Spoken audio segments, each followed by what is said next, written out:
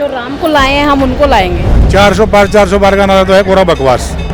लेकिन ये है कि सरकार बनेगी मोदी जी की, इसमें कोई शक नहीं है। ज्यादातर स्टेटों में जनता बीजेपी से परेशान है, लेकिन बावजूद इसके विपक्ष अपने आप खुद अपने कारनामों से खत्म हो रहा। लोगों के पास रास्ता नहीं है, वोट दें किसे। जिस आदमी ने कह दिया कि रामचरितमानस को आग लगा दो, उसे ही तुरंत बना दिया प्रदेश सचिव। तो ऐसे लोगों को हिंदू वोट देगा क्या? 4 तारीख को इलेक्शन का रिजल्ट आ रहा है, तो आपको क्या लगता है कौन जीतेगा? मोदी जी। मोदी जी। मोदी जी क्यों? उसके अलावा कोई और क्यों नहीं? जो राम को लाए हैं हम उनको लाएंगे। राम को लाए हैं। इतने सालों से जो मंदिर कभी नहीं बना, किसी ने नहीं पहल करा, वो अब बना है इसलिए। अच्छा, राम मंदिर बनने से आप लोगों को क्या फायदा हुआ है? फायदा नहीं होता, आस्था भी कोई चीज होती है। क्या विकास हुआ है, सनातन धर्म का विकास हुआ है और इससे ज्यादा कह सकते हैं हम हिंदू हैं। चलो ठीक है, वो तो अच्छी बात है, लेकिन अगर देखा जाए तो जनता जो है वो कह रही है कि जब से मोदी सरकार आई है तब से महंगाई भी बहुत ज़्यादा बढ़ गई, गैस सिलेंडर बढ़ गया है, सब्जियां महंगी हो गई, ये सब चीज़ें। फिर इसमें तो लोगों को दिक्कतें हो रही है ना। हर टाइम पर होता है, कोई भी पार्टी आए उस टाइम पे महंगाई हमेशा होती है। बताओ महंगाई कब नहीं थी? जब हमारे पेरेंट्स से जब भी हमसे कहते थे महंगाई बढ़ रही है, महंगाई बढ़ रही है, अब हमें भी लगता है महंगाई बढ़ रही है। बच्चे हमारे बड़े होंगे वो भी कहेंगे महंगाई बढ़ रही है। कभी भी कोई भी पार्टी आए महंगाई हमेशा रहेगी, कभी नहीं घटती।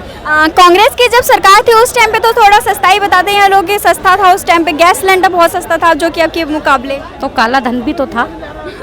तो काला धन तो अभी भी देखा जाए तो है, लेकिन दिखाई तो नहीं दे रहा ना। वो किसके पास है काला धन, है ना? तो मोदी जी नहीं है ही, मोदी को दिया है। हमें पता है बीजेपी ही जीतेगी। अब के 400 पार। आपको क्या लगता है कौन जीतेगा? मोदी जी। मोदी जी क्यों? इसके अलावा कोई और क्यों? अलावा है ही ना, विपक्ष में कोई है ही नहीं तो क्या करोगे? कांग्रेस राहुल गांधी तो है। देखो विपक्ष में दम होता तो अब की बार मोदी जी के खिलाफ बड़े अच्छा माहौल बना हुआ था, लेकिन चूंकि आदमी मोदी जी के खिलाफ हैं, बीजेपी के खिलाफ हैं, लेकिन उनको कोई ऑप्शन नजर नहीं आ रहा, तो अंत उनको बीजेपी को वोट देना पड़ रहा है। ये हर एक के साथ ही, हर स्टेट में हर सीट पे ही हालात। रिजल्ट की मैं बताऊं आपको, 400 पार का नारा तो है पूरा बकवास। लेकिन ये है कि सरकार बनेगी मोदी जी की, इसमें कोई शक नहीं है। आप तो जिस तरह से कह रहे हो 400 जो नारा है वो बेकार है, तो इस पे फिर कांग्रेस वो भी नहीं, मैं बताऊं आपको। आप अगर मेरे सुनना ही चाह रहे थे मैं बताऊं आपको। ज्यादातर स्टेटों में जनता बीजेपी से परेशान है, लेकिन बावजूद इसके विपक्ष अपने आप खुद अपने कारनामों से खत्म हो रहा। लोगों के पास रास्ता नहीं है, वोट दें किसे। अब यूपी में लगा लो, यूपी में परसेंटेज कम है वोटों का। क्यों कम है? कि वहाँ का आदमी बीजेपी को वोट देना नहीं चाहता, और अगर दूसरी पार्टी को देवे तो देवे किसे? आगे पार्टी है वो कि जिस आदमी ने कह दिया कि रामचरितमानस को आग लगा दो, उसे ही तुरंत बना दिया प्रदेश सचिव। तो ऐसे लोगों को हिंदू वोट देगा क्या? बीजेपी से परेशान है, लेकिन वोट फिर बीजेपी को देगा, क्योंकि ये लोग जो है विपक्ष वाले अपने कारनामों से खत्म हो चुके। अब यहाँ दिल्ली के लगा लो, दिल्ली में जो चल रहा है फिलहाल, मनोज तिवारी के सामने कन्हैया कुमार है। किसको नहीं पता वो गद्दार है?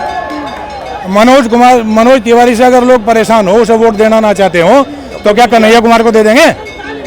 मजबूर होकर लोग फिर उसी को वोट देंगे। लोगों की मजबूरी बन चुकी है कि दूसरी पार्टी जो है खुद अपने आप दंगे हो रहे हैं, इनका अपराधियों का साथ देके और गद्दारों का साथ देके खुद नंगे हो रहे। अब ये 4 दिन को क्या कहते मिलेंगे कि ईवीएम खराब थी। अरे इन लोगों के दिमाग खराब है, ईवीएम खराब नहीं है। हाँ जी सर, ठीक कह रहे हैं भाई साहब, बिल्कुल। तो कौन आएगा? बीजेपी आएगी, और कौन आएगा? इतनी नहीं आएंगी जितनी वोटें बोल रहे हैं वो। 400 पार कितनी आएगी? सरकार बनाएगी बीजेपी, और क्या है कौन सामने बनाने वाला है बताओ ना आप। बीजेपी की 418 नोट कर लेना मेरी बाइट। लेकिन ये तो कह रहे 400 से भी कम। मैं इनकी बात नहीं कर रहा, 418 प्लस सीट नहीं है तो मेरे को आप जो पनिशमेंट देंगे वो तैयार हूँ मैं, मेरा नंबर भी ले लेना आप।